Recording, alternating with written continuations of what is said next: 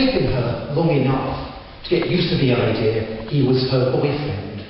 She kept on expecting him to open his eyes. See, there were other girls out there, prettier, smarter, go with them instead. And then that day he proposed, right out of the blue, and amid the excitement and the pride. She'd also realised she had to start thinking of him as a fiancé now, to be another adjustment to make. But now here they were, they'd done the registry office, both families got together without incident. Hey, even the weather had stayed bright with their photographs. And as the cameras were trained on them, she looked at him and thought, husband now, got to think of him as husband. That sounded good to her, the most right so far. He smiled at her, and she could see in that smile that he loved her. She'd got him now, husband. He wasn't going to get away. And in the relief of that moment, in that triumph, she realised at last that she loved him too.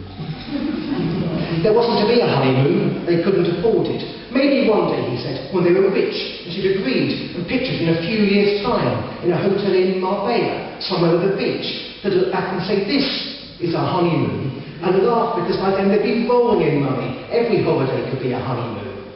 But there was still a treating store, far better than a honeymoon could offer. His parents had spoken to her parents, and together they bought them a flat. It was only a small flat, there's no point in pretending otherwise, but it was theirs, and they wouldn't have to stay in anyone's spare rooms anymore. They climbed the stairs, unlocked the door, and they stood on the threshold of their new home. He asked, jokingly, if she wanted to be carried over the threshold, and she, jokingly, said, yes. And because neither of them could quite be sure how much the other was joking, they did it anyway. She lay back in his arms, and he heaved her bulk into the tiny kitchen. He went a bit self-conscious afterwards. He said it really was very small, this place, not enough room to swing a cat. And she laughed and said, had to make sure they wouldn't get a cat then. And he laughed and said he didn't like cats anyway, he was allergic. And she laughed again, but realised with some little shock she'd never even known that. Were there other things about him that she didn't know? He looked at the hand-me-down furniture and the hand-me-down wallpaper and said it would have to do for the moment, they'd do better later. And he took her to the hand-me-down bed, and there they made love. And it felt like making love too. She'd also been Mr. Sex before, something you did guiltily in the spare, and the parents wouldn't hear. But now he was a husband, wasn't he? This was their home, wasn't it? This was making love. As he bounced around on her, she thought, this is what Mummy and Daddy got up to. How they've done it all these years. Mature, legal, sanctified by wedding contract and local registrar. She squealed with pleasure throughout the whole thing, even when she really wasn't feeling very much anymore, even when, frankly, it was all over, and the two of them were spent. Maybe it was the squealing, or maybe the added frisson of being newlywed, but within a few days she realised she was pregnant. She called her mother to ask her advice, but her mother wasn't much help. She said the whole wretched business had been rather a long time ago, and she was really going to forget all about it, thank you very much. The wife didn't mind. She liked the idea of another life inside her, and she wondered whom it would most look like, herself or her husband. The husband didn't look too happy when she told him, though. He pointed out there wasn't even a room to swing a cat. Hadn't he said they couldn't swing a cat? And a baby was even bigger than a cat. Most likely. And the wife laughed and said, had to take care not to swing the baby. And he started and said that wasn't funny. And he asked her whether she really intended to go through with this, to alter their marriage so drastically even before it had started. Wasn't she thinking of aborting it? And she hadn't been, actually, but now she did think of it. She made herself a cup of tea in the hand-me-down kitchen with the hand-me-down kettle and applied her mind to the notion. And she concluded, it'd be rather a shame, wouldn't it? And they'd never find out which of them the baby most looked like. That would be, she was looking forward to that, that would be the best fit.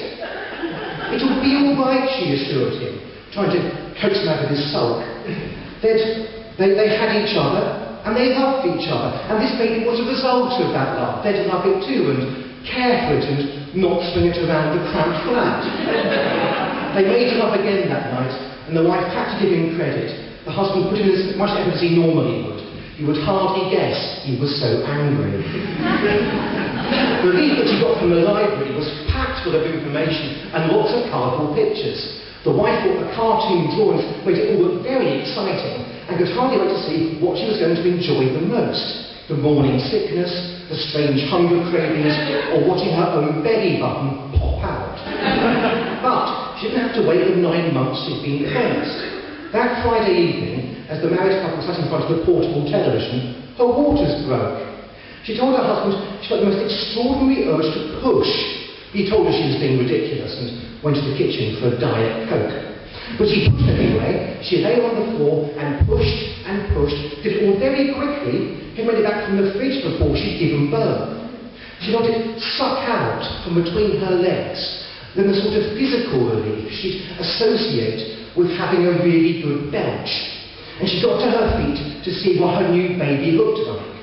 Her husband, on his return, almost dropped his Coke can. It wasn't what either of them had been expecting. It wasn't a baby, or not a human baby at any rate. Instead, they were looking at a Chesterfield sofa.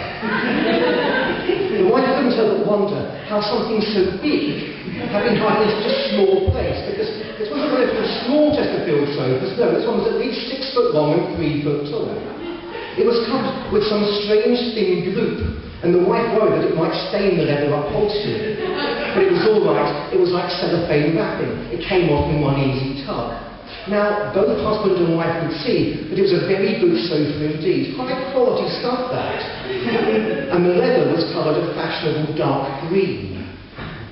Neither of them quite knew what to say for a while. Then the wife remembered the leaflet she'd been reading and thought they should cut the umbilical cord. So the husband dutifully went back into the kitchen for the scissors. And as he cut away, the wife looked her new baby over from every angle the cutting would allow, and couldn't help but feel a little disappointed. The Chesterfield sofa didn't much look like either of its parents. At first, it was pleasing to have such a fine quality piece of furniture. The hand-me-down that had been left by the flat's previous owners was serviceable, but not at their best. The single armchair was fraying at the sides. If you sat too close to the left armrest, you risked being jabbed by a loose spring. The Chesterfield sofa, on the other hand, was luxury indeed. It was far more comfortable even than their bed. And one evening, the husband began to make love to the wife on it, and only stopped when she put it out. It made her feel slightly weird having sex lying on her own offspring. But the richness of the green leather only showed up how drab everything else in the flat was by contrast. It looked strange and alien against the peeling pink wallpaper and the threadbare stained carpets. And it was clearly too big for the sitting room. It blocked so much light from the window, it made the whole flat seem small, dark and dingy. Even more so than it really was. So the husband told her they'd have to get rid of it. Such class simply wasn't for them, and the wife reluctantly agreed. Late one night he brought some of the lads home from work, and they heaved it out of the flat, down the stairs, and into a skip they'd found further up the road. And the wife noticed immediately that her husband's mood lifted. He seemed more relaxed than before. They made love that night, and it was passionate, and it was good. She squealed for all the right reasons this time, and she thought, as she lay in his arms afterwards, that she could get used to this. She could get used to not having a baby after all. This is what marriage could be like. And she told him that, and he looked so pleased, and even though he was very drowsy, he put his tongue in her mouth, and they made love all over again. So, when she found out she was pregnant once more, he nearly hit the roof. He asked her what on earth she thought she was playing at, and she told him she hardly thought she was the only one responsible here, and burst into tears. And he said, sorry, and put his arms around her and said, it was okay, it was nobody's fault, they'd have to take even more precautions in the future, that was all. And maybe it would be all right. Maybe it was just another bit of furniture they could chuck into a skip.